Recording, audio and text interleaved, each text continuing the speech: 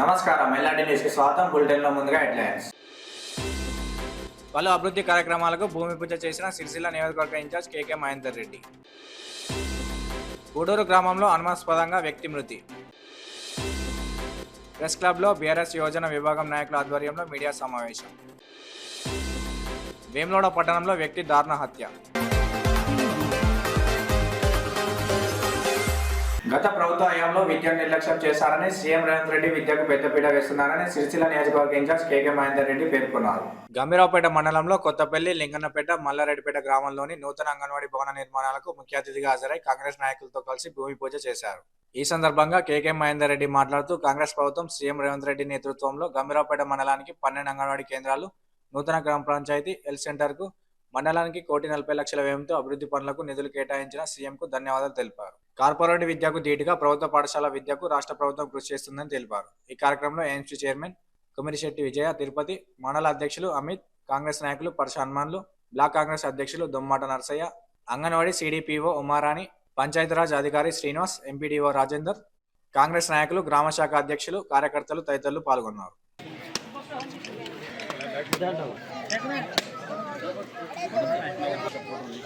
నేను CDPO Sircilla project నుంచి మాట్లాడుతున్నాను. మనకు కొత్తగా ఇప్పుడు మన సిరిసిల్ల మొత్తం ప్రాజెక్టు పరిధిలో 31 అంగన్వాడీ సెంటర్స్ కొత్తగా శాంక్షన్ అయినాయి. ఈ శాంక్షన్ చేయించినటువంటి సార్ వాళ్ళందరికీ కూడా మన మహేందర్ రెడ్డి సార్ గారికి, కలెక్టర్ గారికి అందరికీ కూడా కృతజ్ఞతలు తెలియజేస్తున్నాను. కొత్తగా అంగన్వాడీ సెంటర్లు నమోదైనందున మనకి కన్స్ట్రక్షన్ జరిగిన తర్వాత తర్వాత కొత్త మోడల్లో మనకి ప్రీ స్కూలు విద్యను కూడా అందిస్తూ మంచిగా ఇంకా నడిపిస్తామని చెప్పేసి అందరికీ తెలియజేస్తున్నాం. ఇక్కడికి విచ్చేసినటువంటి మహేంద్రన్న గారికి, అమిత్ గారికి, హనుమాన్ అన్న గారికి, వచ్చేసిన పెద్దలందరికీ ప్రత్యేక ధన్యవాదాలు తెలుపుకుంటూ మన ప్రభుత్వం చేపట్టిన స్కూళ్ళను ముందుగా వాళ్ళకి ఏ ఇబ్బందులు లేకుండా అన్ని అందించడం ద్వారా మన ప్రభుత్వానికి ధన్యవాదాలు తెలుపుకుంటున్నాను. అలాగే మన చిన్నపిల్లలకి స్కూళ్ళు వాళ్ళకి అన్ని సదుపాయాలు కల్పిస్తుంది మన ప్రభుత్వం. ఇంతకుముందు కూడా హాస్టళ్ళు వాటిలో పెంచినటువంటి అన్ని మన ప్రభుత్వానికి దక్కుతుందని మనస్ఫూర్తిగా తెలియజేసుకుంటూ ఈ కార్యక్రమానికి విచ్చేసిన ప్రతి ఒక్కరికి ధన్యవాదాలు. లింగనపేట గ్రామంలో 4 అంగన్వాడీ కేంద్రాలు శాంక్షన్ చేయించినందుకు మన మహేందరన్న గారికి, కాంగ్రెస్ ప్రభుత్వానికి ధన్యవాదాలు తెలుపుకుంటున్నాము. పిల్లలు చాలా ఇబ్బంది పడుతున్నారని మేము తెలియడం జరిగింది. దానికి సంబంధించి ఇప్పుడు 4 అంగన్వాడీ కేంద్రాలు మాకు ఇచ్చినందుకు చాలా కృతజ్ఞతలు తెలుపుకుంటున్నాం. కాన్స్టిట్యున్సీ పరిధిలో ఇంచుమించు 32 అంగన్వాడీ కేంద్రాలను ఈ యొక్క సిరిసిల్ల కాన్స్టిట్యున్సీ పరిధిలో ప్రారంభించడానికి మనకు అన్ని కూడా అనుమతులు రావడం జరిగింది. గంభీరావుపేట మండలంలో 12 అంగన్వాడీ కేంద్రాలకు, కొత్తపల్లిలో 3, అలాగే లింగనపల్లిలో 4, 2 మల్లారెడ్డిపేటలో, సిరిగాదలో, గోరంటాల్లో ఇలా 12 గ్రామాల్లో ఇవాళ ఇంచుమించు 12 అంగన్వాడీ కేంద్రాలను, ఒక అంగన్వాడీ కేంద్రానికి 12 లక్షల చొప్పున దాన్ని శాంక్షన్ చేయడమే కాకుండా ముచ్చర్లకు ఆ తండాలో కొత్త గ్రామ పంచాయతీకి 20 లక్షలతోని గ్రామ పంచాయతీ బిల్డింగ్ను, అంతేకాకుండా లింగన్నపేట గ్రామంలో సబ్ సెంటర్ను, హెల్త్ సబ్ సెంటర్ కూడా 20 లక్షల రూపాయలు శాంక్షన్ చేయడం జరిగింది. అంటే ఇంచుమించు ఈ యొక్క గంభీరావుపేట మండలానికి 1,40,00,000 రూపాయలను ఈరోజు గౌరవ ముఖ్యమంత్రి యనమల రేవంత్ రెడ్డి గారి ఆధ్వర్యంలోని కాంగ్రెస్ ప్రభుత్వం ఇలా శాంక్షన్ చేయడం జరిగింది. వాళ్ళ కొడిమేళ మండలం గూడూరు గ్రామంలో పెద్ది రాజశేఖర్ అనే వ్యక్తి అనుమానాస్పదంగా ఇంట్లో మృతి చెందాడు.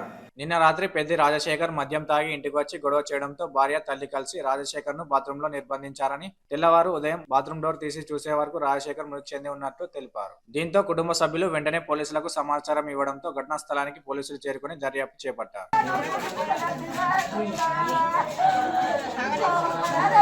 వేములవాడ పట్టణంలోని ప్రెస్ క్లబ్ లో బీఆర్ఎస్ యోజన విభాగం నాయకుల ఆధ్వర్యంలో మీడియా సమావేశం నిర్వహించారు. ఈ సందర్భంగా వారు మాట్లాడుతూ రాజన్న కోడెల విషయం పక్కన పెట్టి వ్యక్తిగత విషయాలు తీస్తూ డైవర్ట్ రాజకీయాలు చేస్తున్నారని, మంత్రి కొండా సురేఖ సిఫార్సు చేసిన కోడెల పంపిణీ సక్రమమా అక్రమమా మీరే తేల్చి చెప్పాలని, ఇప్పటి వరకు స్థానిక ఎమ్మెల్యే వీటిపై ఎలాంటి స్పష్టత ఇవ్వకపోగా నియోజకవర్గ ఇన్ఛార్జ్ చెల్మెడపై వ్యక్తిగత విమర్శలు చేస్తూ కాలయాపన చేస్తూ నిన్నటి రోజున రాష్ట్ర నాయకులు ఏనుగుల రాకేష్ రెడ్డి కోడెల మృతిపై శాంతిహోమం జరపగా ఆ విషయాన్ని డైవర్ట్ చేయాలని కాంగ్రెస్ నాయకులు కుట్ర రాజకీయాలు చేస్తున్నారని పేర్కొన్నారు. ఈ సమావేశంలో సీనియర్ నాయకులు లెక్కిడి మహేందర్, వాసాల శ్రీనివాస్, సుంకబాక రాజు, ఎస్కే పర్వేజ్, మంతె సందీప్, దుర్శెట్టి ప్రేమ్చారి, బూర రాజశేఖర్, ఎండి రఫీక్, వెంకట సాయి, తీగల హరీష్, చీటి సంధ్యారాణి, రాకేష్ తదితరులు ఉన్నారు.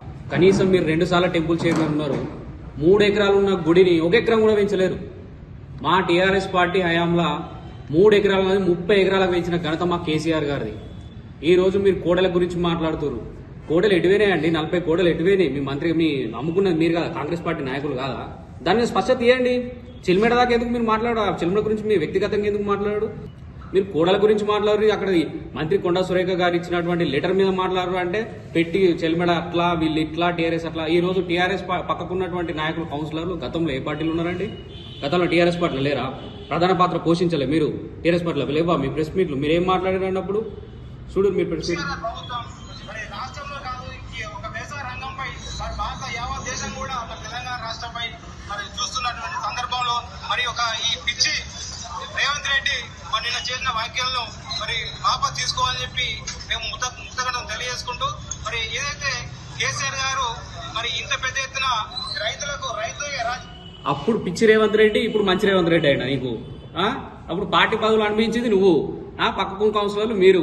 అప్పుడు పిచ్చి రేవంత్ రెడ్డి, ఇప్పుడు మంచి రేవంత్ రెడ్డి అయినా. అప్పుడు 10 సంవత్సరాలలో కేటీఆర్ ఏం చేయలేదు. నువ్వే కదా మెడికల్ కాలేజీలు ఇచ్చినా చూసి 1000 మందిని వేసుకొని పోయింది సిరిసిల్లకు. నువ్వు కాదా? ఈ రోజు కాంగ్రెస్ పార్టీని ప్రజలు నమ్మే పరిస్థితులు లేరు. పూర్తి స్థాయిలో ప్రజలను మోసం చేసింది. మీ మాటలు ఎవరు నమ్మరు.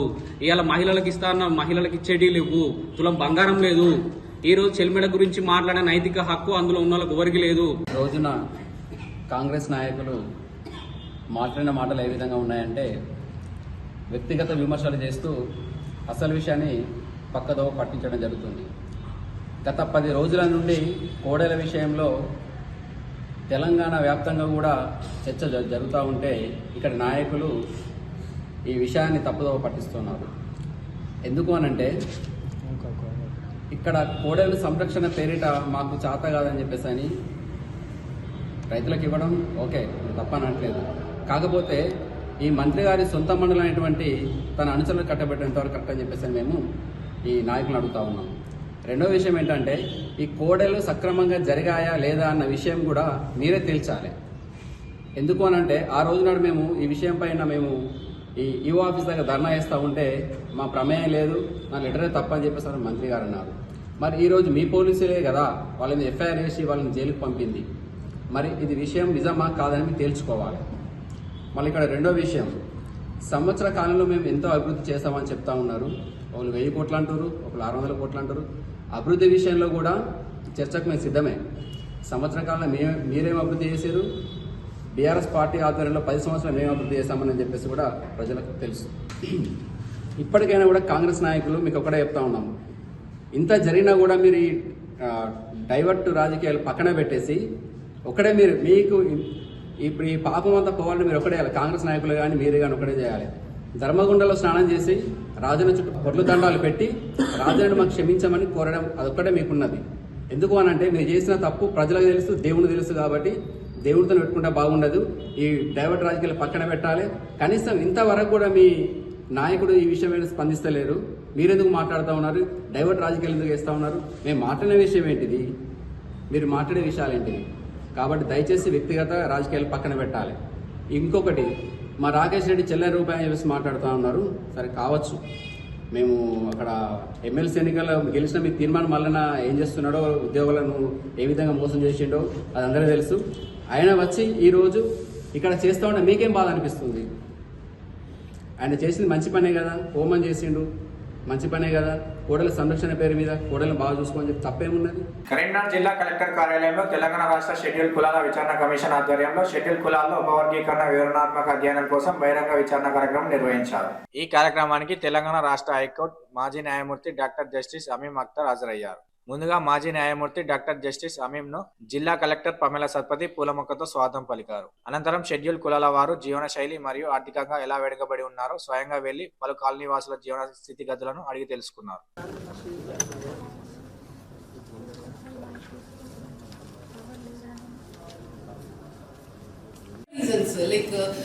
ఒక అమ్మాయి గ్రడ్జ్ తో ఫోన్ చేసింది మాకు, that her friend is getting married but she is not getting married.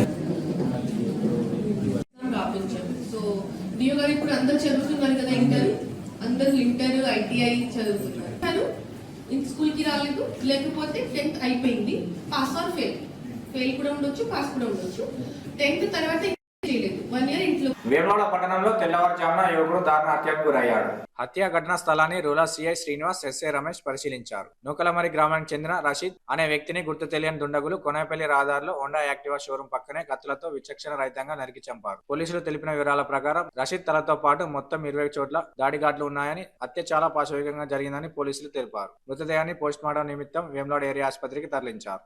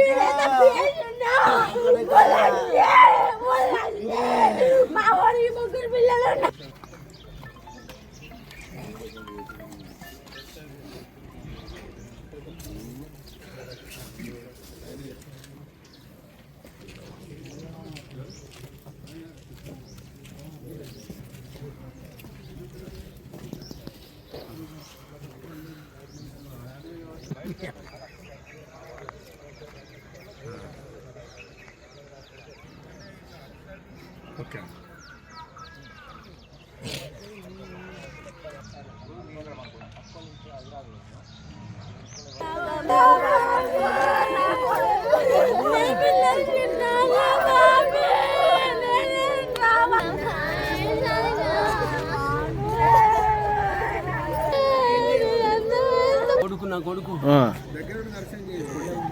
ఏమైంది బాబు? సార్ ఎవరు చంపేసిండు అని తెలియదు ఇప్పుడు. ఏం చేస్తారు మీ కొడుకు? ఏం లేదు, అంటే పోయేసరికి రోడ్డు మీద లోపల లోపల తీసుకపోయారా? మనం ఉన్నాడు లేవలే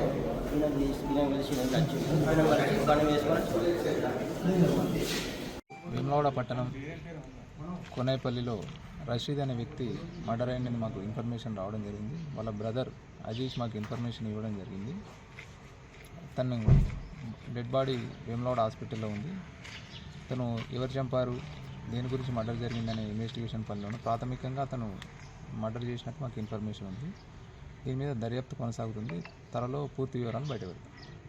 న్యాయం కావాలంటూ వేములవాడ ఏరియా ఆసుపత్రి ముందు బాధిత కుటుంబ సభ్యులు బైఠాయించి వేదన వ్యక్తం చేశారు. రాజన్న సిరిసిల్ల జిల్లా వేములవాడ పట్టణంలో బుధవారం రషీద్ అనే వ్యక్తిని హత్య చేశారు. మృతుని కుటుంబ సభ్యులు భార్య, తల్లి మీడియాతో మాట్లాడుతూ కావాలని తన కుమారుణ్ణి హత్య చేశారని అన్నారు. ఏరియా ఆసుపత్రి వద్ద అధిక సంఖ్యలో మృతుని బంధువులు, కుటుంబ సభ్యులు చేరుకున్నారు. దీంతో ఘటనా స్థలానికి పోలీసులు చేరుకొని న్యాయం జరిగేలా చూస్తామని చెప్పడంతో బాధిత కుటుంబ సభ్యులు అంత్యక్రియలు జరిపించడం కోసం బయలుదేరారు.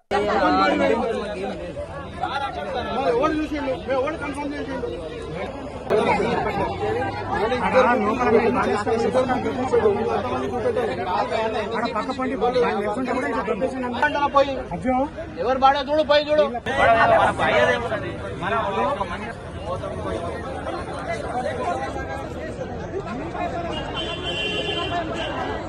చంపిండ్రు, ఒక చొప్పున చంపిండ్రు. నా కొడుకును కావాలని చేసిండ్రు. నా కొడుకు 3 పిల్లలు, నా కోడలు, నా పిల్లలకు న్యాయం కావాలి. నా కొడుకుని చంపేసిండ్రు. నా కొడుకు అదే చంపేసింది. కొడుక ఫోన్ చేసి తెచ్చింది. కొడుక నా కొడుకుని చంపిండ్రు. బయటకు రప్పించుకున్నారు. నా కొడుకును పన్నోని లావట్టుకొచ్చిండ్రు. నా కొడుకుని చంపేసిండ్రు. అయ్యా నాకు న్యాయం కావాలయ్యా. నాకు 3 పిల్లలయ్యా.